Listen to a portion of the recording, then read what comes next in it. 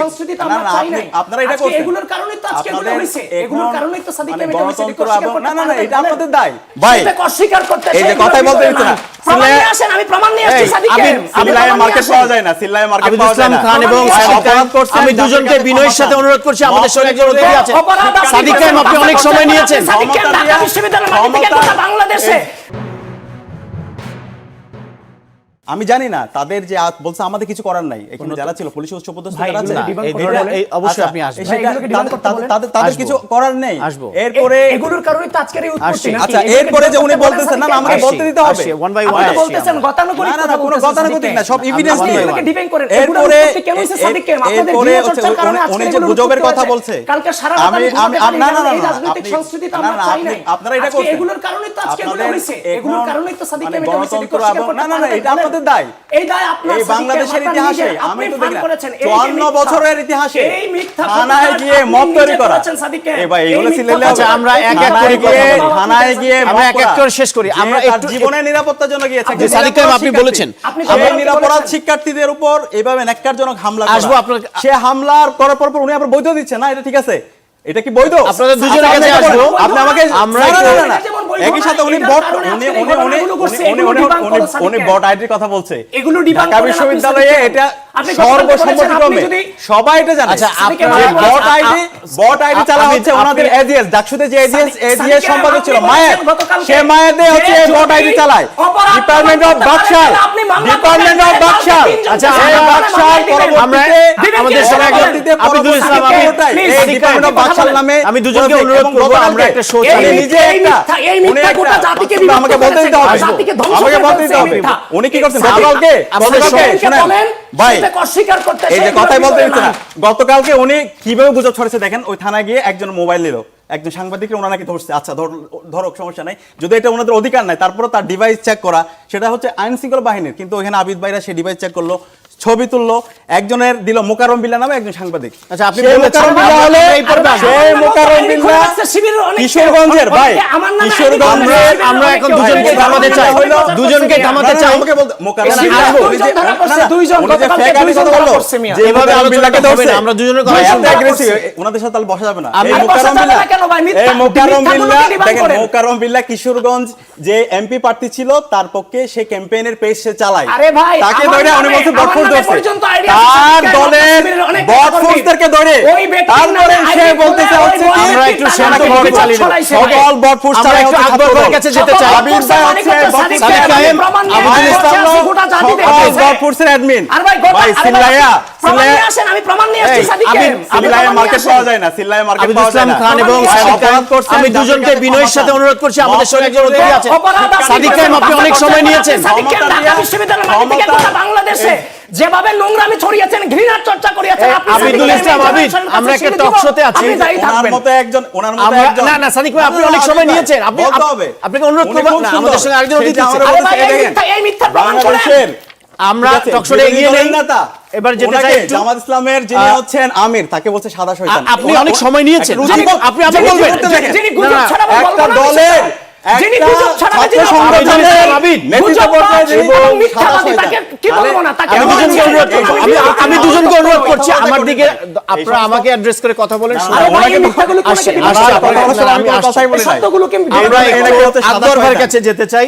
ঢাকা বিশ্ববিদ্যালয়ের এই জুলাইয়ের পরে সেটা আমরা দেখতে পেয়েছি, সবাই এই জায়গায় একমত, নিয়মিত শিক্ষার্থীরা হলে থাকবে, কোনো আদবাই হলে থাকবে না। তো ওনাদের কাছে প্রকাশ্য রাজনীতি মানে হলের মধ্যে 36 জন আদবাই যাদের সেশন হচ্ছে 2005-06, লজ্জা এটা একটা। 2005-06 সেশনের আপনার ভিসি যখন দিয়েছে তখন আপনি কেন প্রতিবাদ করেন না? এই মিথ্যাগুলো কেন বলেন ভাই? আচ্ছা উনি বলেন, আমি না বলি। এই মিথ্যাগুলো কেন বলেন? না আমি আর না বলি। না আমি আপনার কাছে আসব না না, এইভাবে হয় না। এটা তো ন্যূনতম যদি ওনার দিয়েছে এটা ছাত্রদের উপর দেন কেন? 36 বছরে কেউ কি ছাত্রদল করে? সব জায়গায় মব তৈরি করে। গতকাল যেটা শাহবাগ থানা তৈরি করছে, আব্দুল ইসলাম খানের কাছে আসি, আপনি বলেছেন প্রত্যেকটা জায়গায়। না না 36 জন আদবাই, এটা আমাকে বলতে দিতে হবে। আপনি 30 সেকেন্ড 36 জন আদবাইকে তারা হলের মধ্যে সিট দিয়েছে, যারা 2005-06 সেশনের শিক্ষার্থী, 7-8 সেশনের শিক্ষার্থী, এমন আছে যাদের 2টা থেকে 3টা সন্তান আছে, তারা হচ্ছে চেয়ারপারসনের যে সিকিউরিটি ফোর্স ওখানে জব করে, তাদেরকে হলে দিয়ে তারা আদবাই তৈরি করে আবার সে হচ্ছে আবার ওনার যে অভিযোগ আদু ভাইয়ের কথা বলছে সাদিক কায়েম আজকে অনেক গর্বের সাথে হয়তো বা এগুলো বলেন, কিন্তু মানবতা বোধ থাকলে এগুলো কখনো বলতেন না। আজকে যাদেরকে আদু ভাই বলতেছেন, এরা শুধুমাত্র ফেসিবাদের বিরুদ্ধে লড়াই করতে গিয়ে এদের রাজনৈতিক এদের শিক্ষা জীবন শেষ করতে পারে নাই। অনেক লড়াই সংগ্রামের মধ্য দিয়ে, পড়াশোনার মধ্য দিয়ে ছাত্রলীগের কারণে এরা ক্যাম্পাসে ঢুকতে পারে নাই। আপনার ভিসি নিয়াজ স্যার এগুলোকে ছাত্রত্ব একদিকে ফিরিয়ে দিয়েছে বিশেষ দৃষ্টিকোণ থেকে, একই সাথে তাদেরকে সিট দিয়েছে। তখন আপনি কেন বাধা দেন নাই স্যার? তাহলে এই মবক্রেসিগুলো কিভাবে করেন আপনারা? কিভাবে এক মুখে দুই নীতি অবলম্বন করেন? ক্যান্টিনে ফাওকে ধরা গিয়েছে এমন ছাত্র নেতাও আছে, তারও নাকি হচ্ছে মজলুম। ওকে, শোনেন না, কিন্তু আপনারা দুই পক্ষই কিন্তু গত ফেসিবাদের কেন এই ধরনের মিথ্যা কথা বলেন সাদিক কায়েম? লজ্জা হওয়া উচিত। আপনি ছাত্রলীগের ভিতরে থেকে ছাত্রলীগকে দীর্ঘায়িত করেছেন, আর যারা মজলুম ছিল তাদেরকে সম্পর্কে আপনি এই ধরনের কথা বলেন, লজ্জা হওয়া উচিত আপনার প্রতি। ওখানে সিদ্ধান্ত ছিল ওই কমিটি হল সংসদ এবং কেন্দ্রীয় সংসদের সাথে বসবে এবং এর আগ পর্যন্ত তাদেরকে সিট দেওয়া হবে না। ঢাকা বিশ্ববিদ্যালয়ে আমাদের এখন ফার্স্ট ইয়ার শিক্ষার্থীরা এখন পর্যন্ত সিট পাচ্ছে না, সেখানে আপনি 2005 সেশনের শিক্ষার্থীদেরকে এখন আর ভাই এই দায় কার? তো এই দায় আপনার, এই দায় আপনার ভিসি, এটা তো আপনি পারেন নাই কেন? আপনার ভিসি নিয়াজ স্যার কেন বিএনপি করতে? আপনি জিজ্ঞেস করেন পুরো বিশ্ববিদ্যালয়ের প্রশাসন বিএনপি বলছে, আপনি ভিসি নিয়াজ স্যার আপনার ভিসি স্যার, তাহলে আপনি কেন পারেন না? সারাক্ষণ ভিসির সাথে ঘুরে বেরিয়েছেন আপনি। হ্যাঁ, এটা তো আপনাদের দুনিয়া জানে না, এটা সত্য না। আবার হচ্ছে সেই গণতন্ত্র কালচার কেন করেন? 90 এর পরে যেভাবে হচ্ছে এই সংকট তৈরি করে গণতন্ত্র গ্যাস নিয়ে এসেছেন, এভাবে হচ্ছে আমরা একটু আগ্রহের কাছে শুনে আসি তৈরি করে ভয়ের সংস্কৃতি তৈরি করার মাধ্যমে আসবো আবারও ক্যাম্পাসের মধ্যে আবার সেই আমার সময় তো ফেসিবাদী কাঠামো তারা জি জি জি আমরা একটু আগ্রহের জি প্লিজ এক মিনিট না হওয়ার আগে এটা আপনার টার্ন ছিল না, আমি আপনার কাছে আসবো।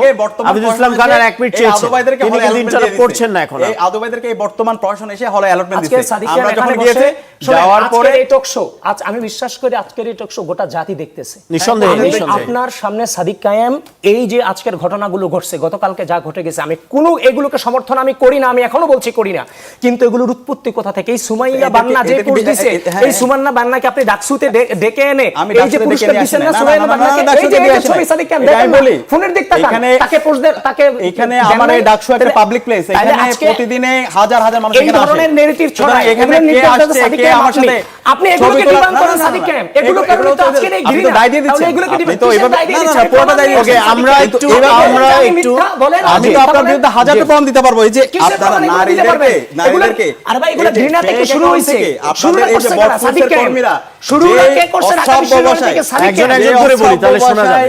আমাদের আবিদ ভাই এবং আপনি মায়েদরা ডিপার্টমেন্ট অফ বাকশাল এবং এটা ঢাকা বিশ্ববিদ্যালয় এস্টাবলিশ এবং গতকালকেও আমার আবিদ ভাই আমার বড় ভাই জি আপনাদের দুজনকে কাছে আমি অনুরোধ করব ওখানে যে আমরা এক এক করে বলি। সে ফেক অ্যাকাউন্ট এবং হচ্ছে আরে বট ভাই দুজন পাওয়া গেছে, দুজনই শিবিরে, দুজনই শিবিরে, যে হলো বিএনপির কিশোরগঞ্জের যে এমপি দুজনই প্রার্থী শিবিরের তার পেজ চালায়। ধন্যবাদ। তো আমরা একটু জনাব আকবর হোসেন তাদের আপনি নিশ্চয়ই তাদের দুজনের কথা আপনি শুনছেন যে আমরা যদি ক্ষমতা থেকে থাকে আমি সিনিয়র সাংবাদিক আকবর হোসেনের কাছে কি শুনতে চাই। আবিদুল ইসলাম খান অনুরোধ করব আমরা একটু আরেকজন অতিথি আছেন, আমাদের আরেকজন অতিথি আছেন, তার কাছ থেকে একটু শুনে আসি। জনাব আকবর হোসেন আমি একটু অনুরোধ করব। সাদিক কায়েম আপনি বলেছেন, আপনি আরেকবার আপনারা দুজন আবারও বলবেন। দিনে দুপুরে রান্না নিয়ে আমি কোপাবো, আপনারা আবারও বলবেন। এই বিতর্ক শেষ হবে না, কিন্তু একটা জায়গায় আমাদের থামতে হবে। ঠিক আছে রামদাসের ছবি আসছে এখানে নারে তাকবীর আল্লাহু আকবার। আবিদুল ইসলাম হটিস্টিক দেখে আসছে, আমি একটু সহযোগিতা চাইছি আপনাদের। এক্সট্রিমিস্ট আচরণ করতেছেন, গোটা দেশ জ্বালাই ফেলতেছেন, আবার নিজেরা সাধু সাজতেছেন মিয়া। যে আমরা আসছি। জনাব আকবর হোসেন আপনি তাদের বিতর্ক শুনছিলেন,